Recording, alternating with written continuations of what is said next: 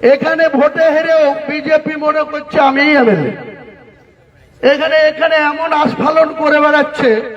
তা আমি শুভেন্দু অধিকারীকে সেদিন বলেছি যে আপনি ভোটে জিতেছেন, আপনার দল জিতেছে, খুব ভালো কথা, কিন্তু মুর্শিদাবাদে আস্ফালনটা একটু কম করতে বলেন। আমি যেদিন ময়দানে মুসলমানদের নিয়ে নেমে যাব না, সেদিন এমন সাটা ভাঙা মাছ শুরু করব যে আপনাদের পতাকা বহন করার লোক থাকবে না। কেস ওরকম কেস আমাদের বহুবার জেল খাটা আছে। ক হাজার লোককে আপনি বহরমপুর সেন্ট্রাল জেলের যে আয়তন, তাতে 4700-র বেশি 4800 লোক ধরে না। লাখ লাখ লোককে রাস্তায় নিয়ে নামাবো আর সাটা ভাঙা মাছ দেবো আর জেলে যাব। কদিন জেলে রাখতে পারেন, কত খাওয়াতে পারেন? এই যে অনামিকা ঘোষ, সে ভোটে হেরে মনে করছে আমি এমএলএ। এখানে ভোটে হেরে বিজেপি মনে করছে আমি এমএলএ। এখানে এখন আস্ফালন করে বেড়াচ্ছে। তা আমি শুভেন্দু অধিকারীকে সেদিন বলেছি যে আপনি ভোটে জিতেছেন, আপনার দল জিতেছে, খুব ভালো কথা। মুর্শিদাবাদে আস্ফালনটা একটু কম করবেন। আমি যেদিন ময়দানে মুসলমানদের নিয়ে নেমে যাব না, সেদিন এমন ফাটা ভাগা মার শুরু করবে যে আপনাদের পতাকা বহন করার লোক থাকবে না। কেস এরকম কেস আমাদের বহরমপুরে জেল খাটা আছে। 5000 লোককে আপনি বহরমপুর সেন্ট্রাল জেলের যা আয়তন, তাতে 4700 বা 4800-র বেশি লোক ধরে না। লাখে লাখে লোককে রাস্তায় নিয়ে নামাবো আর সাটা ভাঙা মার দেবো আর জেলে যাব। কদিন জেলে আটকে রাখতে পারবেন, কত খাওয়াতে পারবেন দেখবো। লিমিট যেদিন ক্রস হয়ে যায় না, মাথাটা যেদিন গরম হয়ে যায়, সেদিন আমি এসপি বুঝবো না, চিফ মিনিস্টারে বুঝবো না, আর কে কোথায় থাকলো আর কে কোথায় থাকলো না ওসব বুঝবো না। আমি নিজেই নেতৃত্ব দিয়ে দাঁড়াবো। এটা একটা ইনসিডেন্ট 1। ইনসিডেন্ট 2, ভক্তিপুরে দুয়ারা ঘাটে 8 তারিখে, সেখানে উনি বলছেন ভোটের আগের দিন আমার নিজের ভাইপোকে অ্যারেস্ট করেছে এই ওসি। এই আমি তো ভাষা বলতে পারবো না। এই বাচ্চাকে আগে দেখব, তারপরে ভাষাটা আমি অমিট করছি। এই বাচ্চাকে এমন শিক্ষা দেব, এর বাবা 14 গোষ্ঠীর নাম ভুলিয়ে দেব।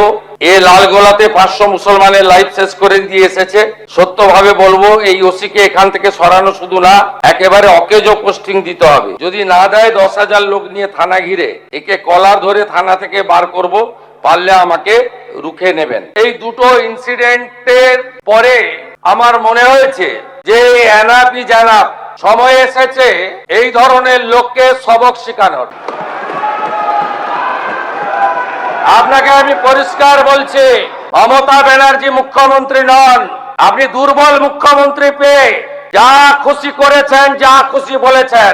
আমি আপনাকে বলে গেলাম, আমরা দুটো এফআইআর স্টার্ট করেছি। Rejinagar PS case number 219/226, dated 26/6/2026, under section 152, 192, 196, 197, 224, 299, 351 within bracket 2, 352, 353 of the ভারতীয় ন্যায় সংহিতা। ইনসিডেন্ট নাম্বার 2তেও আমরা শক্তিপুর পিএসএ 176/226-এ আরেকটা কেস ইস্যু করেছি। এই কেসেও আমরা 100 ভারতীয় ন্যায় সংহিতার সমস্ত সেকশন লাগিয়েছি। এবং আমি আপনাদেরকে অ্যাসিওর করছি, এত বড় ক্ষমতা আপনাকে কেউ দেয়নি।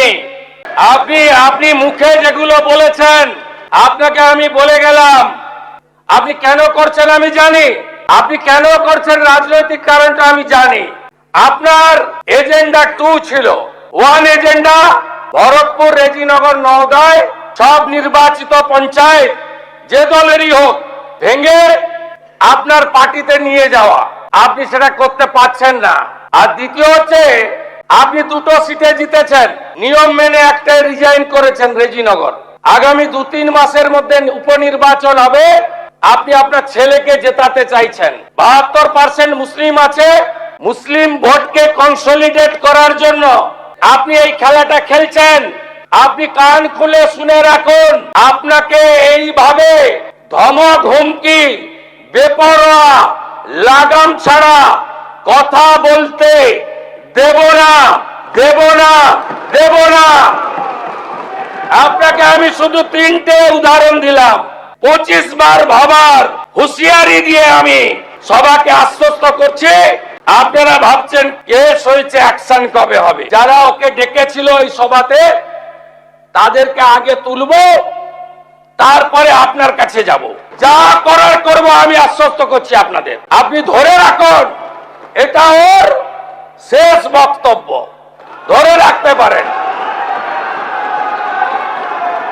এ সরকার আইনের শাসন প্রতিষ্ঠা করবে, গুন্ডাদের শাসন সমাপ্ত করবে। যদি আমার কোনো অন্যায় দেখে, আমি যদি কোনো মুখ্যমন্ত্রীকে কটু কথা বলে থাকি, আমি নিশ্চয়ই নবাগত বিজেপি যারা 4ঠা মে গণনার 4টের পরে যারা ক্রিমিনাল অ্যাক্টিভিটি যাদের তৃণমূলের হয়েছিল, যারা তৃণমূলের হয়ে ভোট লুট করব বলেছিল, 2 মাস 3 মাস আগে থেকে হুমকি দিয়েছিল, আমি তাদের উদ্দেশ্যে ভাঙার কথা বলেছিলাম। তখন এই বিজেপির যারা নবাগত আজ বিধায়ক, তাদের খুব ভালো লেগেছিল। তারা বলেছিল আপনার ডায়লগটার উপরে আমরা অনেক শক্তি পেয়েছি, তাই আমরা আজকে এখানে 208 নিয়ে আসতে পেরেছি।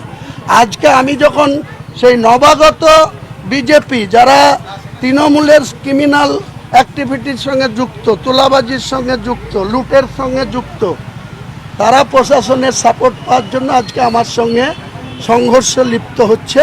আমি বলেছি এদের পরোয়া করি না, প্রয়োজন হলে আমি আমার আম জনতা উন্নয়ন পার্টির 98% সমর্থক তো মুসলিম। আপনি ক্ষমা চাইবেন? কোনো প্রশ্নই নেই। আমি ক্ষমা চাওয়ানোর মতো কোনো কথা বলিনি, ক্ষমা চাওয়ানোর কোনো প্রশ্নই নেই। এফআইআর তো হয়েছে, এফআইআর বহরমপুরে হয়েছে, ইংলিশ বাজারে হয়েছে, শক্তিপুর, রেজিনগরে যে প্রশাসন আছে তারা সমটু কেস করেছে। আইনের পথে চলবে। বিধানসভাতে নিন্দা করা হয়েছে। হ্যাঁ, করতেই পারে, সেটা তারা ক্ষমতায় আছে, তাদের মেজরিটি সদস্য আছে, তারা নিন্দা প্রস্তাব আনতে পারে, আমাকে সাসপেন্ড করতে পারে, স্পিকারের সে অধিকার আছে। যা সিদ্ধান্ত হবে আমি সেটা মাথা পেতে মেনে নেব, কিন্তু আমি কোনো অন্যায় করিনি, আমি কারো কাছে ক্ষমা প্রার্থী।